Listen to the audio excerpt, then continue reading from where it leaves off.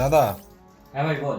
ফেসবুকে অনেক কমেন্ট আসছে যে আমার গাড়ির মাইলেজ পাচ্ছি না, তো মাইলেজ নিয়ে কিছু বলো। হ্যাঁ, মাইলেজ পাচ্ছে না, অনেক কাস্টমারই কমেন্ট করছে, অনেক স্যাররাই কমেন্ট করছে যে মাইলেজ পাচ্ছে না।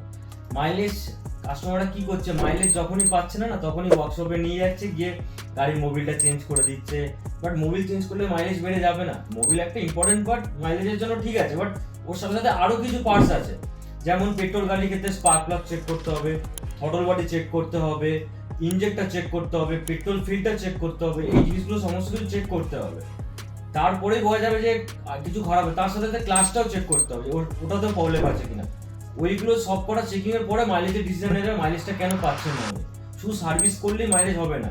ডিজেলের ক্ষেত্রে যেমন ইঞ্জেক্টর দেখতে হবে, ডিজেল ফিল্টার দেখতে হবে, ক্লাস দেখতে হবে। এই জিনিসগুলো খুব ইম্পর্টেন্ট। আর সাথে সাথে টায়ার প্রেশারটাও দেখতে হবে, কিন্তু টায়ার প্রেশারটা কেমন আছে।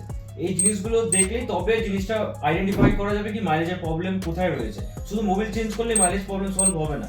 তো আপনার গাড়িতেও যেরকম মাইলেজে যদি কিছু প্রবলেম হয়ে থাকে, তাহলে একবার ওয়ার্কশপে নিয়ে আসুন, আমরা একবার প্রপারলি চেক করে দিই, একবার ডায়াগনোসিস করে নিই যে কি প্রবলেম আছে ওর মধ্যে। হুট করে মোবিল চেঞ্জ বা এইসব কিছু করে নেবেন না। একবার নিয়ে আসুন ওয়ার্কশপে, আমরা প্রপারলি একবার চেক করে আপনাকে বলে দেবো এটা চেঞ্জ করতে হবে। এরকম ভিডিও যদি আরো দেখতে চান, তাহলে আমাদের পেজটাকে ফলো করে রাখুন।